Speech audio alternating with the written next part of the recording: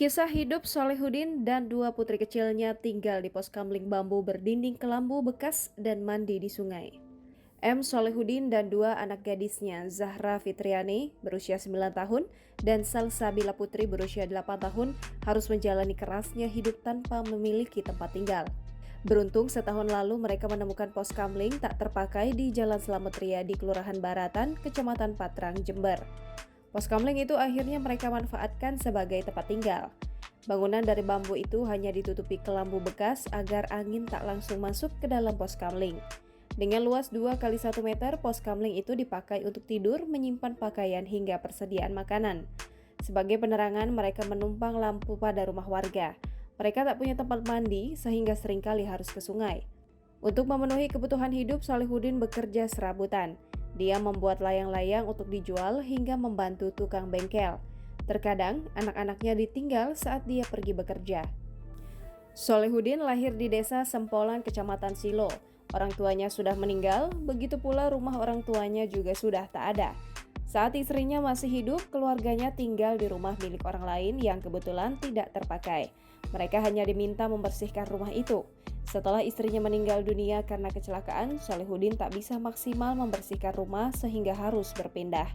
Solehudin dan dua anaknya pernah tinggal di tempat indekos, namun harus tinggal nomaden karena tidak punya uang.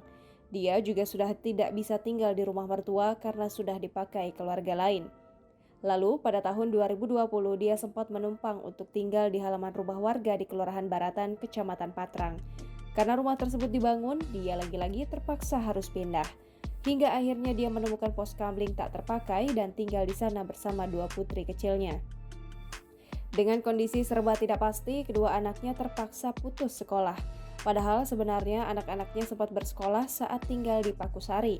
Meski demikian, Zahra dan Putri menyimpan impian yang tinggi. Zahra ingin menjadi dokter, sementara Putri ingin menjadi pesilat. Namun, keduanya tidak bisa belajar dan tidur dengan nyaman, sebab tempat yang mereka tinggali kini sangat terbatas. Mereka juga tidak punya buku untuk belajar. Keseharian mereka hanya bermain di sekitar pos kamling dan ikut ayahnya bekerja. Sementara itu, Anang Bahtiar Dwi Utomo, warga setempat mengatakan, Solehudin juga sempat menumpang tinggal di rumah warga di dekat rumahnya. Namun karena rumah itu sudah dibangun, akhirnya Solehudin pindah ke pos kamling yang tidak dipakai tersebut.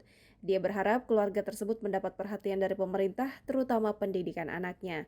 Dia juga berharap ada kepedulian dari pemerintah agar kedua anak tersebut bisa kembali sekolah demi masa depan mereka. Sementara itu, Kepala Dinas Sosial Jember Widi Prasetyo menambahkan sudah meminta anggotanya untuk melakukan asesmen. Rencananya, dia akan mengunjungi Solehudin dan anak-anaknya.